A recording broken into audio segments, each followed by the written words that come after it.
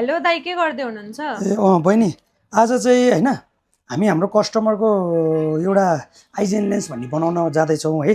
यहाँ हेर त, यो हामीले चाहिँ उहाँको यसरी यो जाई टर्मिनल लेन्सबाट हामीले यो मेजर पनि लिइसकेका छौँ र हामीले चाहिँ उहाँलाई चाहिँ यो क्रिजालको यो आइजेन लेन्स भन्ने सजेस्ट गरेका थियौँ। उहाँको चाहिँ कस्तो थियो भने उहाँ चाहिँ 40 वर्षभन्दा मुनि पनि हुनुहुन्थ्यो र उहाँलाई चाहिँ कस्तो भने नजिकको बढी काम गर्नुपर्ने अनि यसो बाहिरतिर पनि हिँड्दाखेरि उहाँलाई अलिकति गाह्रो हुने भएको कारण चाहिँ हामीले चाहिँ उहाँलाई यो Eyezen easy drive with Gen S फिचर्सको लेन्स हामीले उहाँलाई सजेस्ट गऱ्यौँ र उहाँले चाहिँ कलर चाहिँ फेरि कुन चुज गर्नुपर्छ थाहा छ तिमीलाई? उहाँले चाहिँ रुबी कलर क्या, हाम्रो उहाँले पछिल्लो भिडियोहरू हेर्नुभएको रहेछ अनि उहाँले चाहिँ रुबी कलरै मन परेर उहाँले रुबी कलरै चुज गर्नुभएको रहेछ। म तिमीलाई रुबी चेन्ज गरेर देखाइन्छ। ल हेर, तिम्रो चेन्ज भएको छ नि होइन।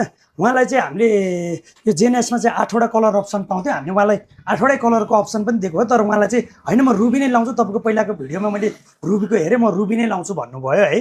हेर है, अब तपाईँहरूले चाहिँ यो फेरि यो प्रोग्रेसिभ जस्तो यस्तो मार्किङहरू गरिया भनेर पनि सोध्नु होला होइन।